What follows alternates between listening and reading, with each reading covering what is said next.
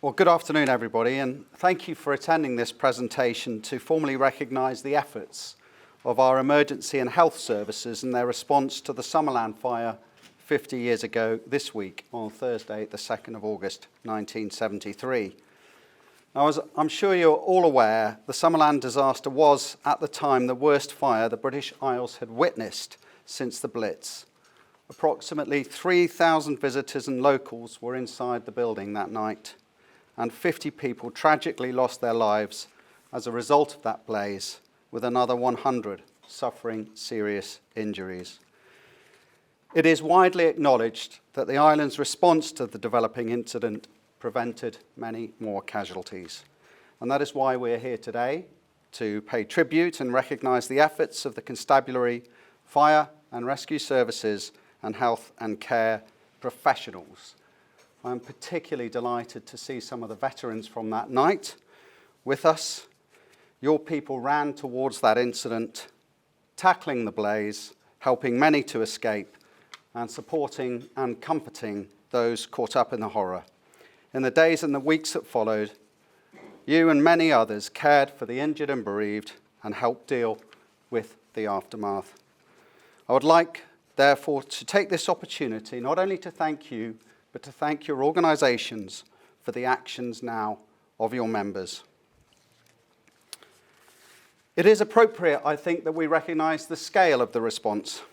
The Isle of Man Fire and Rescue Service mobilised 93 of its 106 firefighters to Summerland, as well as all of its 16 fire engines to help fight the blaze and assist the evacuation effort. The service committed every resource it had on one of the busiest weeks of the year.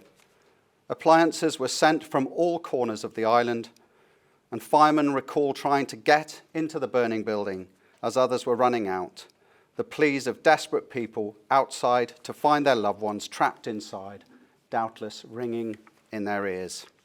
It is a scenario which typifies the ultimate selfless nature of the firefighters' role, risking their own lives to save that of another.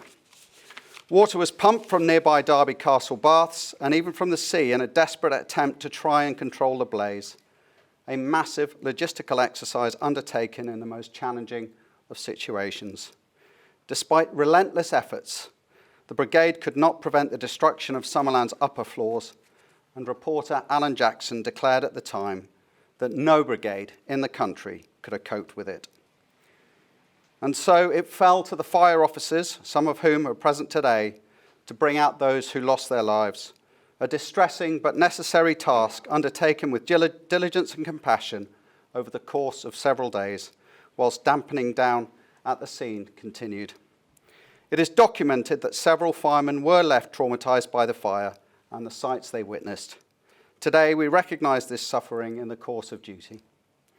For this exceptional service, we pay tribute to you and offer you our gratitude. Isle of Man Constabulary police officers from all over the island responded to the call, including those off duty at the time. The Constabulary created a cordon around the site and played a key role in the evacuation of people from inside the building, coordinating fleets of ambulances to and from the scene. As the scale of the tragedy unfolded, it was reported that Douglas Police Station received approximately 28,000 phone calls from families both on and off the island, trying to contact their loved ones or receive assurances that they were safe. Most police officers worked around the clock in the immediate aftermath of the fire. Many assisted doctors and firemen in the recovery operation, and then the removal of those who had died to St George's Hall, while large numbers of people waited for news outside the police station. Police officers then dealt with a myriad of tasks and issues, from identification of the deceased and comforting bereaved families to the taking of statements, liaison with the authorities, and later providing evidence to the Commission of Inquiry. Chief Constable Frank Whedon later recalled the immense sadness felt by officers who dealt with the fire. We honour the professionalism of the Constabulary and recognise the profound and ongoing impact of this tragic event. People from all backgrounds within health and care rallied to assist the injured that night. Whether they were ambulance drivers, paramedics, pharmacists, doctors, nurses, or retired professionals, they all played a significant role in treating the injured immediately after the disaster and caring for those recovering from their ordeal in the weeks and the months that followed. Nobles Hospital mobilised all necessary staff and equipment. Offers of help came from medical and nursing staff as well as volunteers so that a nurse could be allocated to each patient. The injuries and complications suffered by patients presented a huge challenge to hospital services and to the individuals providing them. And this challenge was met with outstanding devotion to duty and a determination to do the very best for every single patient. Health and care professionals, like their counterparts in the fire and police services, were called upon to speak to relatives in the most difficult of circumstances and to deal with an overwhelming number of urgent inquiries. Some 27,000 calls were said to have been made to the hospital in the 36 hours after the fire. Turning therefore to the present day, it is right to use this presentation to highlight the vigilance of the current emergency and health services across our island. Drawing parallels with events half a century ago, they know that at any point they could be called upon to respond to a large-scale tragedy such as Summerland. The work that they undertake is exceptional, and for their protection and sacrifice, we remain profoundly grateful. With that, I would like to present the senior representatives of the emergency and health services present today with a specially commissioned scroll of recognition to formally recognise their organisation's response to the Summerland fire. And for the Isle of Man Constabulary, can I call on Chief Constable Mr. Russell Foster?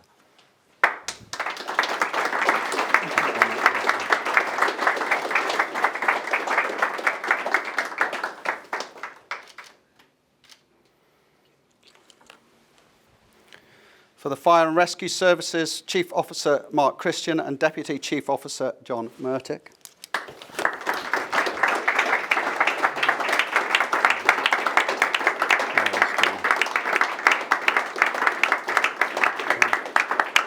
Shall we put that out?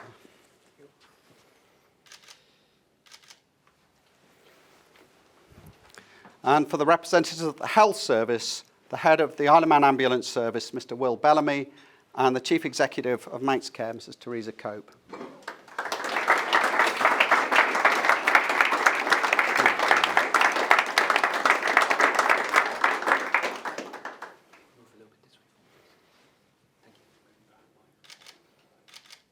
Thank you very much. So I think that brings to an end these short proceedings, but I very much hope that those symbols of recognition and commendation will find a pride of place and serve as a reminder to you and your future officers of the service that's been delivered in the past, and I hope act as a reminder of the service that may be required in the future. And could I finally just say, I did say it yesterday, and I know some of the veterans who are with us today, but it has been incredibly humbling, I think, not just for me, but many of my colleagues in Tynwald particularly, and I'm sure everybody who's had the opportunity to speak to you and survivors over the last 2 to 3 months, actually, in some cases, but particularly over the last couple of days. Your stories are incredible, and thank you again for everything that you did and have done for this island. Thank you.